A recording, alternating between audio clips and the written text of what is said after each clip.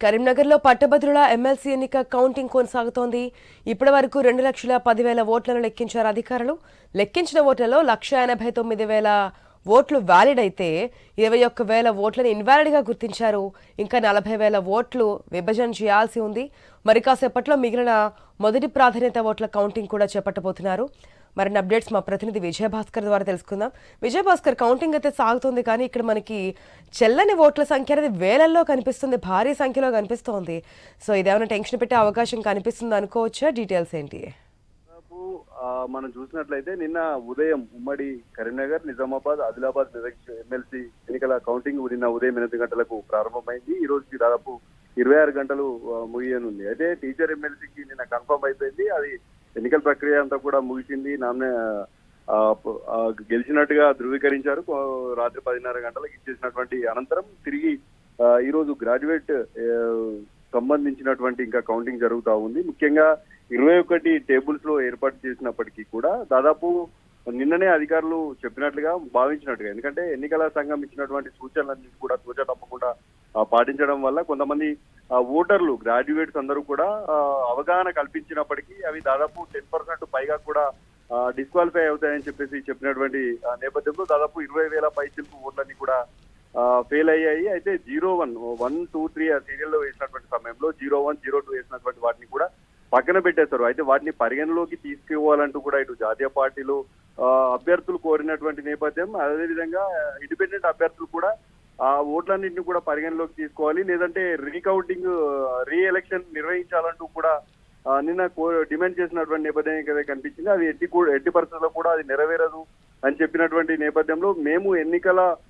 Commission ఇచ్చినటువంటి ఆదేశాలను పాటిస్తా ఉన్నాము, మేమేం చేయలేమని చెప్పేసి కూడా ఎన్నికల అధికారులు చెప్పినటువంటి పరిస్థితి నిన్న చూసాము. అయితే పెద్ద ఎత్తున ఇంకా మరిన్ని ఓట్లను సెగ్రిగేట్ చేయాల్సి ఉండగా వాటన్నింటినీ కూడా ఎన్ని ఫెయిల్ అవుతాయి ఏంటి అనేది మాత్రం తెలియదు. ఇప్పటి వరకు దాదాపు 20,000 పైగా, అంటే ముందుగా భావించినట్టుగా 25 నుంచి 30,000కు రీచ్ అయ్యేటువంటి ఓట్లు అయితే మనకి అక్కడ కనిపిస్తా ఉన్నాయి. ఎందుకంటే ఇవి అభ్యర్థుల భవితవ్యాన్ని నిర్ణయించేటువంటి ఓటర్లుగా భావించాల్సి ఉంటుంది. అయితే ఇవి పెద్ద ఎత్తున కాలిపోవడంతో అభ్యర్థులందరూ కూడా కన్ఫ్యూజన్ లో పడ్డటువంటి నేపథ్యం. ఎందుకంటే కాలిపోయినటువంటి ఓట్లు తమకు వస్తాయని చెప్పేసి కూడా భావించినటువంటి తరుణం అయితే కనిపించింది. అయితే ముందస్తుగానే ఎప్పుడైనా గ్రాడ్యుయేట్స్ ఎన్నికలకు సంబంధించి, ఎమ్మెల్సీ గ్రాడ్యుయేట్స్ ఎన్నికలకు సంబంధించి 1, 2, 3 ప్రియారిటీ ఉంటుంది. ఆ ప్రియారిటీ మాత్రం ఖచ్చితంగా ఫాలో కావాలనేది మాత్రం వీళ్ళ అభిప్రాయం.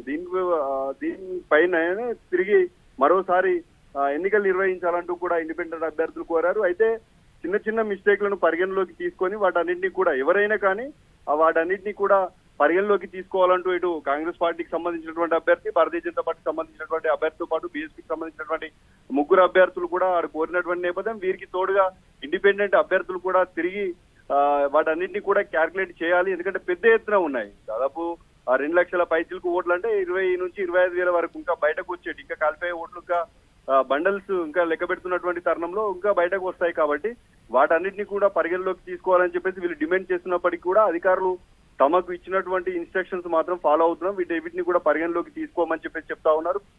పెద్ద ఎత్తున కాలిపోయినటువంటి ఓట్లు, అంటే ఫెయిల్ అయినటువంటి ఓట్లన్నీ కూడా అభ్యర్థుల భవితవ్యానికి సంబంధించినటువంటి కాబట్టి first priority, second priority, third priority ఉన్నటువంటి నేపథ్యంలో ఎవరైనా సరే పోలైనటువంటి ఓట్లలో 50+1% ఉంటేనే వారిని విజేతగా ప్రకటిస్తారు. కొంతమందికి 40, 48, 49 వచ్చి ఆగిపోయినటువంటి తరుణంలో తమ గెలుపోవటంలు మారిపోతాయని చెప్పేసి కూడా కోరుతున్నప్పటికీ కూడా అవి ఎక్కడా కూడా పరిగణలోకి తీసుకున్నటువంటి నేపథ్యం కనిపించింది. అయితే ఇప్పటికీ దాదాపు మరికొద్ది సేపటి, అంటే ఇప్పుడిప్పుడే కౌంటింగ్ తిరిగి ఫస్ట్ ప్రియారిటీ ఓట్లు అయితే కౌంటింగ్ లోకి తీసుకుంటున్నప్పటికీ ఎన్ని ఓట్లు ఇంకా కాలిపోతాయి ఏంటి అనేది మాత్రం తెలియాల్సి ఉంది. అయితే అధికారులు ముందుగా భావించినట్టుగా 2 నుంచి 3 రోజుల సమయం పడుతుందని భావించినప్పటికీ కూడా ఈ రోజు సాయంత్రం అవుతుందా లేదా రేపు అవుతుందా అనేది మాత్రం ఇంకా క్లారిటీ రావాల్సినప్పటికీ దాదాపు 800 మంది పోలింగ్ సిబ్బందితో పాటు 400 మంది పోలీసు అధికారులందరూ కూడా డ్యూటీలో పాల్గొన్నారు. అయితే ప్రతిదీ కూడా సీసీ కెమెరా నిఘాలో కొనసాగుతున్నటువంటి నేపథ్యం అయితే కనిపిస్తుంది. అయితే మొత్తం